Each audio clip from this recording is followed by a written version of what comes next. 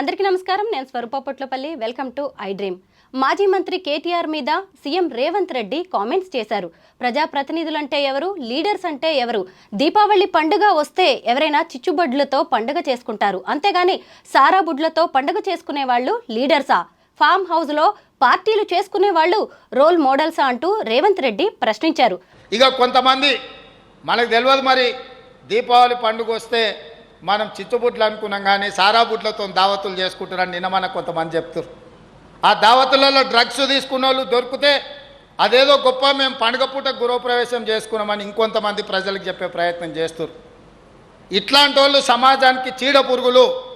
ఎందుకంటే ప్రజాప్రతినిధులు అంటే ప్రజలకు ఒక రోల్ మోడల్స్. లీడర్ అంటే లీడ్ చేసేవాడు పండుగ వస్తే దీపావళి పండుగకు చిచ్చుబుట్ల బదులు సారా బుట్లతో దావతులు చేసుకుంటాం, లేకపోతే గంజాయితోనో కొకైన్తోనో మేము పార్టీలు చేసుకుంటాం. మా పార్టీలలో మా ఇళ్ళల్లో కొకైన్ తీసుకున్నాడు దొరికినా, డ్రగ్స్ తీసుకున్నాడు దొరికినా పోలీసులు పట్టుకోవద్దు, అట్లెట్లా పట్టుకుంటారని మాట్లాడే పరిస్థితి వచ్చిందంటే చట్టం పెద్దోళ్ళకు ఒక రకం, పేదోళ్ళకి ఇంకొక రకం అని సమాజంలో అనుకునే ప్రమాదం ఉన్నది. మరోవైపు చూస్తే కేటీఆర్ ఢిల్లీకి వెళ్తున్నారు. అది కూడా రేవంత్ రెడ్డి మీద అమృత్ పథకంలో స్కామ్ జరిగిందని కంప్లైంట్ చేయడానికి. అసలు తెలంగాణ రాజకీయాల్లో ఏం జరుగుతోంది? ఒకళ్ళ మీద ఒకళ్ళు ఇలా విమర్శలు ఎందుకు చేసుకుంటున్నారు? ప్రస్తుతం నాతో పాటు బీఆర్ఎస్ లీడర్, మాజీ మంత్రి పొన్నాల లక్ష్మయ్య గారు ఉన్నారు. ఆయనతో మాట్లాడదాం. సార్ నమస్తే. నమస్కారం అమ్మా. రేవంత్ రెడ్డి కామెంట్స్ అన్ని మీరు చూశారు. ఆయన వెళ్ళిందేమో మోటార్ వెహికల్ ఇన్స్పెక్టర్స్కి నియామక పత్రాలు ఇవ్వడానికి. హైదరాబాద్లో జరిగిన ఈవెంట్ అది. గంజాయి లాంటి వాటిని, మాదక ద్రవ్యాలని మీరందరూ అరికట్టాలని కూడా వారికి పిలుపునివ్వడం అనేది జరిగింది. అందులో భాగంగా కేటీఆర్ టాపిక్ని కూడా ఆయన ఇండైరెక్ట్గా తీసుకొచ్చారు. ఎందుకు సార్ కేటీఆర్ని పదే పదే ఈ డ్రగ్స్ కేసులోకి కాంగ్రెస్ లాగడం అనేది జరుగుతోంది? కేటీఆర్ ఏదో నియామక పత్రాలు ఇవ్వడానికి పోయినప్పుడు ఈ మాట అన్నారు, డ్రగ్స్ కేసు అని. కేటీఆర్ ఇంట్లో ఏమైనా దొరికినాయా ఈ మధ్య? ఫామ్ హౌస్లో దొరికాయి కదండి సార్, పార్టీ చేసుకున్నారు. ఫామ్ హౌస్ కేటీఆర్దా లేకుంటే కేటీఆర్ వాళ్ళకి సంబంధించిన బంధువులదా? బంధువులు అయితే కేటీఆర్ మీద ఎందుకు అంటున్నాడు? మీరు కూడా ప్రచారం ఎందుకు చేస్తున్నారు కేటీఆర్ అని? ఇప్పుడు వాళ్ళు ఏదో ఇన్స్పెక్ట్ చేశారు, కేసు రైటా రాంగా, తప్ప ఒప్ప అనేది న్యాయస్థానాలు నిర్ణయిస్తాయి, దొరుకుతుంది. మీరు కావాలని చేస్తూ ఎఫ్ఐఆర్లు దాఖలు చేసిన నేపథ్యంలో ఎఫ్ఐఆర్ దాఖలు కాబడ్డ మనుషుల గురించి కాకుండా కేటీఆర్ మీద ఎందుకు పడుతున్నారు? అట్లంటే మేము ఆయన తమ్ముళ్ళు కూడా బిజినెస్లో ఉన్నారు కదా, మరి వాళ్ళందరి మీద మాట్లాడినప్పుడు నేను సమాధానం చెప్తుండా? దీనికి సమాధానం చెప్పాల్సిన అవసరం ఉందా? కేవలం ప్రచారం కోసం, దృష్టి మరల్చడానికి కోసం ఒక్క మాట. చాలా పెద్ద ముఖ్యమంత్రి కదా సార్, న్యాచురల్గా ముఖ్యమంత్రి ఏది మాట్లాడినా బాగా వస్తుంది, రావాలి కదా. 4 కోట్ల మందికి ప్రతినిధి కదా. ఆయన మంచి మాట్లాడినా, చెడ్డ మాట్లాడినా, తప్పు మాట్లాడినా, తిట్టినా వస్తుంది బాగా. కానీ మిగతా వాళ్ళు మాట్లాడింది ఆ రీతిలో రాదే, అవునా కదా? అటువంటప్పుడు నేను ఒకటే ప్రశ్న, బడ్జెట్ ప్రజెంటేషన్ అయిన తర్వాత అసెంబ్లీలో కేటీఆర్ కానీ, హరీష్ రావు కానీ బీఆర్ఎస్ పార్టీ తరఫున లేవనెత్తిన అంశాల మీద 2.5 గంటలు మాట్లాడితే ఆ ఏ ఒక్కదానికైనా సమాధానం చెప్పాడా? వచ్చిందా? ఆరోపణ చేసి టైం గడుపుకునే, అంటే దృష్టి మరల్చడానికి. వాళ్ళు చెప్పింది ఏది చేయట్లేదు. నువ్వు డ్రగ్స్ అని ఆయన మీదని ఇవాళ ఈ రోజంతా మీడియాలో రావాలా, జనాలకు చేరాలా. ఓహో, ఈయన డ్రగ్స్ గురించి మాట్లాడుతున్నాడా? పోయింది. రైతు బంధు లేదు, కళ్యాణ లక్ష్మి లేదు, లేకపోతే రైతులకు రుణమాఫీ మీద మరి మొన్నేదో చెప్పారు, ఇయ్యాలేదో చెప్పారు, ఇంకేదో చెప్తారు, ఇంకా ఇస్తారట. అయిపోయింది, దీపావళి కూడా అయిపోయింది. ఇండ్లు అన్నారు, దీపావళి రోజు అయిందా? ఇగో దృష్టి మరల్చడానికి చేసే ఎత్తుగడల్లో చాకచక్యంగా ప్రజలను, కానీ ఇది శాశ్వతంగా ఎప్పుడు చేయలేదు. ప్రజలు ఎప్పటికైనా అర్థం చేసుకుంటారు. వాళ్ళు చేసే చెంపదెబ్బలు కూడా ఉంటాయి. ఇది మనం చరిత్రలో చూసాం, ఇవాళ కొత్త కాదు. అందుకోసం ఆయన ఏదో మాట్లాడినంత మాత్రాన ఈ కేటీఆర్ మీద చేస్తే ఏమవుతుంది? ఎందుకు చేస్తున్నాడు కేటీఆర్ మీద ఎందుకు చేస్తున్నాడు? ప్రతిపక్షంలో ఉన్న వాళ్ళ మీద ఆరోపణలు చేస్తే అంత ప్రజల్లో వెళ్తుంది. తర్వాత నన్ను ఎవరు ఏమనలేరు. ఏది 5 గ్యారంటీలు, 6 గ్యారంటీలు, 420 హామీలు, దాని గురించి కాదు. ఆ తర్వాత మిగతాయి చాలా ఉన్నాయి. అవి ఒకటే కాదు, ఏ ఒక్క హామీని పూర్తి స్థాయిలో చేయలేక గతంలో నేను ఇంతకుముందే చెప్పాను, గతంలో జరుగుతున్న పేదల కార్యక్రమాలకు అడ్డుకోకుండా అవి కొనసాగిస్తూనే మీరు ఇవన్నీ చేస్తారా, చర్చకు వస్తారా అన్నాను. వచ్చారా? ఆ మాట చెప్పగలుగుతాడా? ఇవన్నీ అంటున్నాడు, ఏదో డ్రగ్స్ గిగ్స్ ఇంకేదో శుద్ధ పూసలు మాట్లాడుతున్నాడే. గతంలో పేదవాళ్ళకు అందే కార్యక్రమాలను మేము తప్పనిసరిగా ఇస్తామనే మాట చెప్తాడా? కనీసం మీరన్నా అడగండమ్మా. ఎందుకంటే మేమైతే ఛాలెంజ్ చేస్తున్నాం, రమ్మంటున్నాం, కానీ రాడు కదా, మాట్లాడలేదు కదా. దీని అర్థం ఏంటది? అదే కదా, ఇంత క్లియర్గా కనపడుతున్నది కదా. ఈ మధ్య కేటీఆర్ మాట్లాడుతూ జైలుకు పంపిస్తే యోగా చేస్తాను, తిరిగి వచ్చాక పాదయాత్ర చేస్తానని కేటీఆర్ మాట్లాడడం జరిగింది సార్. అంటే తనను జైలుకి పంపిస్తారు అని ఆయన ఫిక్స్ అయిపోయారంటారా? ఆహా, బాగుంది. జైలుకి పంపిస్తామని వీళ్ళంతా మోటుకూతలు కూసుకుంటూ మాట్లాడితే ఏం చెప్పాలి? పంపి దమ్ముంటే, ధైర్యం ఉంటే పోతే అక్కడ ఏం చేయాలో నేను చేసుకుంటా. ఆయన ఏం చేసుకునే దాని మీద వీళ్ళకెందుకు? నువ్వు అన్నది నిజమేనా కదా? జైలుకి పంపిస్తామనే కదా. ఏదో పర్మిషన్ అని, లేకపోతే ఈ ఎంక్వైరీ అని, ఆ ఎంక్వైరీ అని మాట్లాడుతూ కాలం గడుపుతున్నారు కదా. మీరు చట్టబద్ధంగా చేసే కార్యక్రమాలు ఎప్పుడైనా వద్దన్నారా ఎవరైనా? మీరు చేయకుండా చేస్తామని చెప్తే మీరు అట్లా చేస్తే నేను ఇట్లా చేస్తా అంటేనే అదే ఇష్యూ అవుతుందా కదా? వీళ్ళ అపరిపక్వతకు, దృష్టి మళ్లించాల్సిన ఎత్తుగడలకు ఇవి నిదర్శనాలు. అందుకోసం we are wasting our time on such things. Let us talk what is required for the people, what we have promised to the people, how better we can improve the living standards of the people.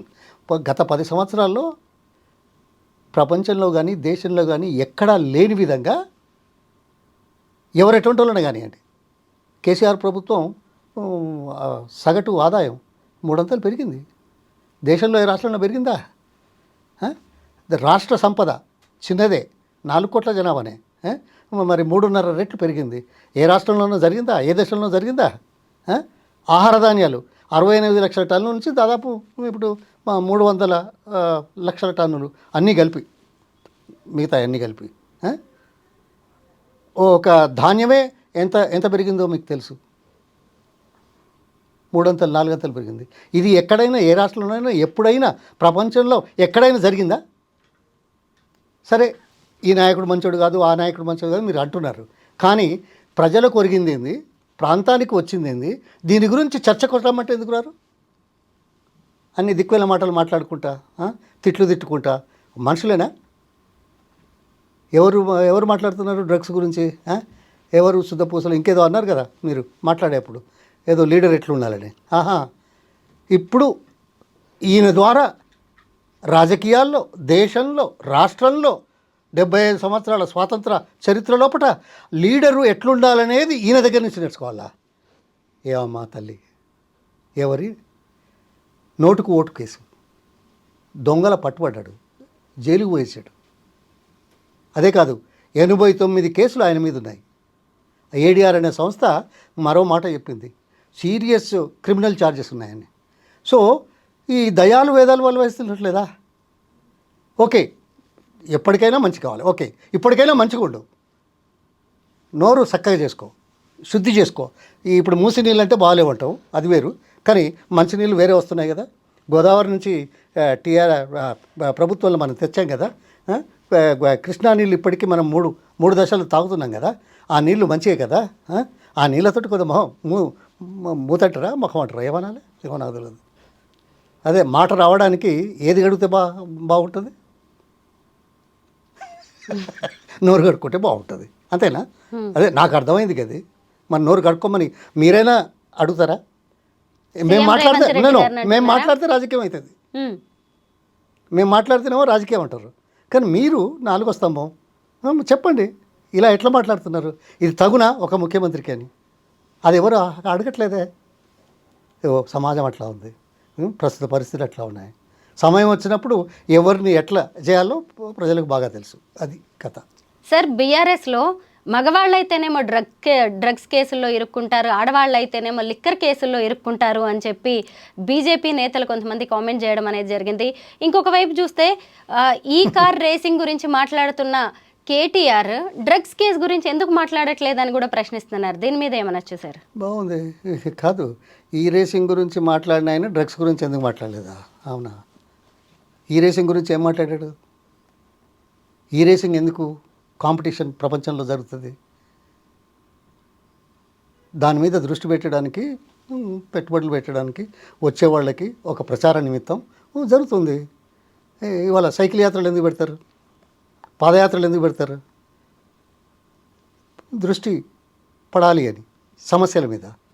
అది పెడితే ఇవాళ ప్రపంచం అంతా competitive స్పిరిట్లో ఉంది. మన దేశంలో అయితే దేశ విదేశాల నుంచి వస్తారు. రవాణా, పెట్టుబడులు, తర్వాత ఈ ప్రాంతం యొక్క భౌగోళిక పరిస్థితులు తెలిసిపోతాయి కాబట్టి మనకు పెట్టుబడులకు అనుకూలంగా ఉంటుందని మాట్లాడతారు. అది మాట్లాడితే ఇది దాని గురించి డ్రగ్స్ గురించి మాట్లాడమన్నారు. నువ్వే మాట్లాడుతున్నావు కదా డ్రగ్స్ గురించి, పట్టుకో వద్దన్నారా?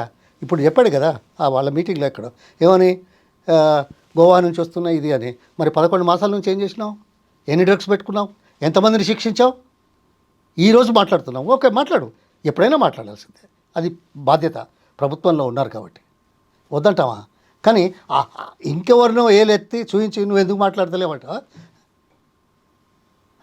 నన్ను అడుగుతాడా? మిమ్మల్ని అడుగుతాడా ఎందుకు మాట్లాడుతున్నాడు? అట్లా ఆయన మీద ఆరోపణ చేసినట్టు మాట్లాడితే ప్రచారం అవుతుంది అనే ఉద్దేశం తప్ప అందులో ఏమాత్రం సబ్జెక్ట్ లేదు, ఏమాత్రం వాస్తవం లేవు.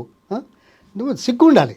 సారీ, ఒక ముఖ్యమంత్రిగా ఉండి ఇలాంటి మాటలు మాట్లాడడానికి, నీ విద్యుక్త ధర్మాన్ని నెరవేర్చలేకపోతున్న నేపథ్యంలో ఇతరులను అడ్డుపెట్టుకొని ఆయన ప్రచారంలో ఉన్నాడు కదా మొదటి నుంచి.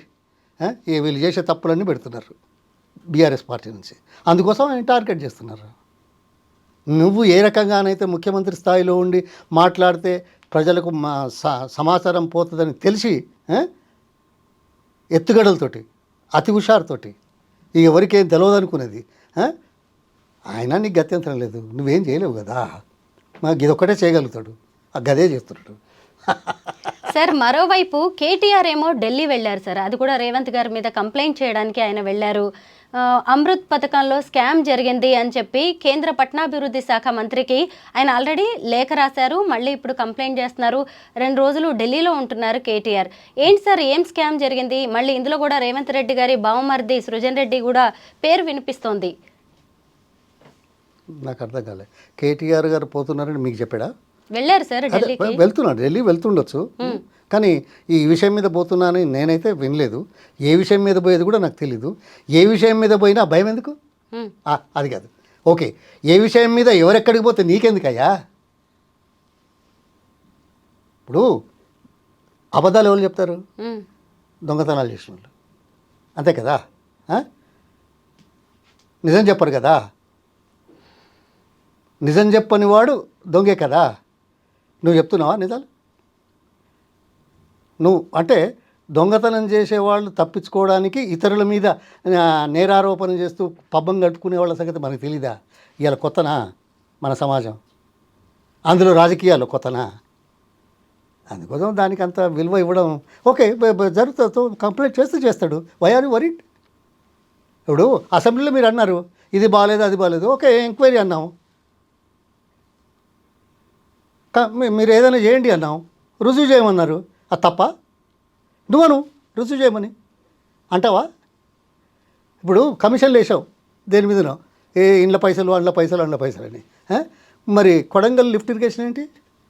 వచ్చిన నెల లోపట్నే తన నియోజకవర్గం కాబట్టి ఎవరేమల్లా అది 2100 కోట్లేదో మా 2 నెలలనే దాన్ని రివైజ్ చేసేసి 4900 అయింది. ఆ టెండర్లలో ఆ పనులు కూడా వాస్తవంగా పైన ఉన్న నీరు వాడుకునే రైతులకు అన్యాయం చేస్తూ నువ్వు గుంజుకొస్తున్నావు జూరాల నీళ్ళు. అది మొత్తం డీటెయిల్స్ తెలుసు. కానీ పాలమూరు రంగారెడ్డిలో చివరి భాగంలో ఉన్న ఈ ప్రాంతానికి నీళ్ళు వచ్చేది కొద్ది రూపాయలు ఖర్చు పెడితే అయ్యేదానికి పక్కన పెట్టి 2000 కోట్లని 4900అని మళ్ళీ అందులో ఎవరినైతే టెండర్స్ వద్దన్నారో, ఎవరైతే పనులు చేయొద్దన్నారో, ఎవరైతే దొంగలని అన్నావో, ఎవరితోటైతే నువ్వు డబ్బులు తీసుకొని మళ్ళీ టెండర్లు ఇస్తున్నావో, ఏదో వాళ్ళు ఏదో ఉదార స్వభావాలు అయినరు, ప్రభుత్వం రాగానే దేనికో పైసలు ఇచ్చిండ్రు, చాలా మంచోడు ఆయన ఆడు. నీ ఒక్కసారి ఆయన నోరు కడుక్కోమంటున్నావు. అంతకుముందు ఏం మాట్లాడావు, ఇప్పుడేం మాట్లాడుతున్నావు, ఈ సందర్భంగా మాట్లాడుతూ ఏం చెప్తున్నావు, ఒక్కసారి చర్చకు రారాదా? వస్తావా? నువ్వేదో ముఖ్యమంత్రి కాబట్టి అక్కడ నిలబడి మాట్లాడంగానే అన్నీ వచ్చాయి. Thank you sir. Thank you.